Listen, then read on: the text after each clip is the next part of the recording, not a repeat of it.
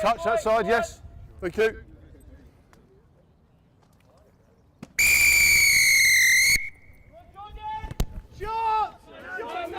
Rugby games like these are played by over 170,000 people every week. It is a sport that requires technical ability, skill, and a great level of fitness. Although it is a physically demanding sport, it is often praised as a gentleman's game with respect among players.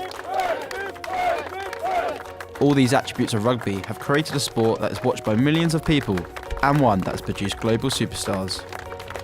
Wilkinson in the place. Johnny Wilkinson, he's done it! It's over at last at the fourth attempt. Rugby is a game loved throughout the world, but the sport has a big issue. Due to the hard-hitting nature of the game, head injuries are likely, and for a 7th straight season, concussion has been the most reported match injury. A concussion is a mild traumatic injury to the brain. If unrecognised and a player continues playing rugby, a further concussive event could be fatal. Tragically, in the past decade, there have been at least 12 deaths from head impacts in rugby union. In light of this, rugby players like Joe Dill, who have suffered serious concussions, are deterred from playing the game ever again. I was still kind of coming to the realisation of, am I definitively not going to play again? And I suppose that's the difficulty of a lot of people who suffer from concussions is, unless you have to, you're very reluctant to stop playing, but there comes a point where, for your own health and sanity, you've got to just take a step back and be like, it's not worth it. If I return to play and I take any more knocks ahead, is that something that's going to be of detriment to me later on? Joe had suffered 2 concussions in 2 games, with the second being much more severe. I remember losing complete consciousness, came off the pitch, complete blur. Apparently people on the sideline said I was talking just nonsense. My coach had said to me things like, do you know what day it is? And I actually didn't know what day it was. I don't remember travelling to the game. I don't remember getting changed. Sat back down and the rest of the game was just a blur. Like Joe, many players are forced to sit on the sidelines because of a brain injury. And in 2016, more than 70 doctors called for banned tackling in school rugby to avoid serious injury, which they said can have lifelong consequences for children. But not all doctors agree.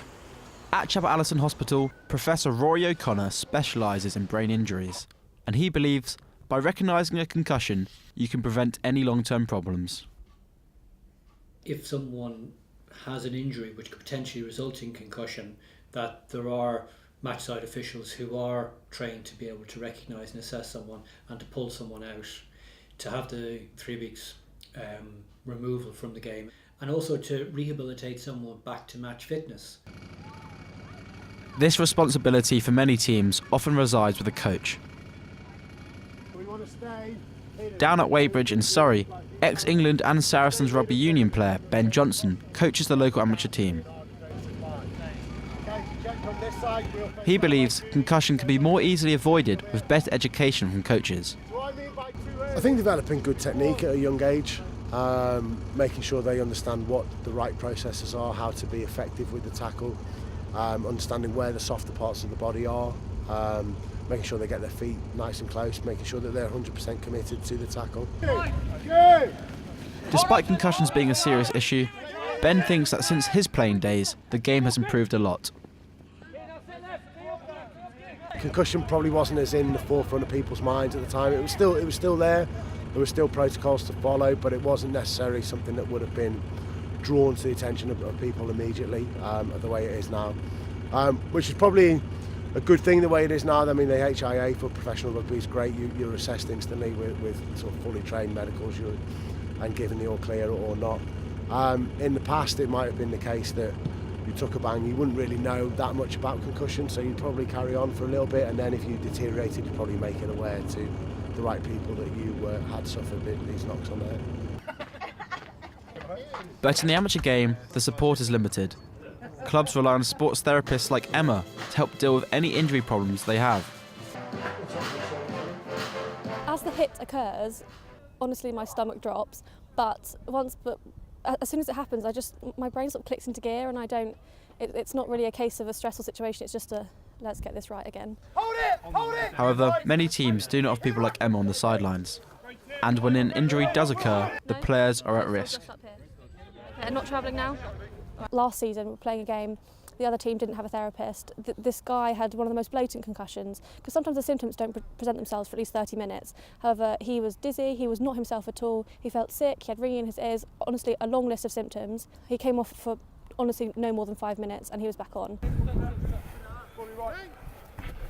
But would changing the rules solve this issue? Or is there a more overwhelming problem? The ref already has an impossible job. They've got, 30 players on the pitch to pay attention to, all of these other rules already, and giving them more rules to think about isn't necessarily going to help anybody. We need to just crack down on the rules we already have and change the stigma around, let's be tough, let's stay on, because again, it can be fatal if you take a second knock. On the 12th of March 2013, the determination to play on whilst concussed took her life. 17-year-old Rowan Stringer died whilst playing for her school team, but just days before, she had suffered another head injury. Tragically, she had told her friend she would play the next game because nothing will stop me unless I am dead. Like many others, Rowan played on whilst concussed. It cost her her life. Sadly, deaths in rugby are not a one-off occurrence, meaning the Rugby Football Union treat concussions very seriously. They have introduced laws such as no dangerous tackling, reducing the tackle heights, and no dangerous play in rucks or moors. They have also introduced return to play protocols and have launched campaigns such as Don't Be a Head Case, educating players and coaches about concussions. However, despite all these efforts, concussion is still the most common injury in rugby. So what more can be done? Here at Wakefield College, Matt Roberts lectures applied sports performance and believes nutrition is key for brain health and helping to combat concussions. Clubs have a duty of care over their players to ensure that not only are the right concussion protocols in place when they do suffer a concussion, but also the correct aftercare that's given to them, and pre-care as well. So obviously the correct nutritional advice in recovery is given to them. If that means obviously Matt is a co-founder of Concussion Pro 1, a supplement designed to help your brain health and to help athletes in contact sports to deal with concussions. It has ingredients such as creatine, vitamin D, and beta-alanine, which maintains and restores cells in the brain. However, these supplements have their limitations. I don't think supplements will be the cure for preventing concussion, because there is no way of preventing a concussion. I think what our best case scenario, either pharmaceutically or in our case as a food supplement, would be that we could negate the signs and symptoms so that people, especially professional players like rugby players, they're able to recover much more quickly. After all, it's their livelihood. Off the field, supplements and nutrition may be one solution, but on the field, head injuries still remain a problem. There's always going to be a risk of concussions. Whenever people will play contact sports, injuries will happen, and that means that people have to play fair. So we have the laws of rugby. All players need to adhere to those laws to make sure that play is fair, to prevent those concussive events happening. However, the only way to eliminate concussions is to get rid of contact, but those involved in the sport do not believe this should happen.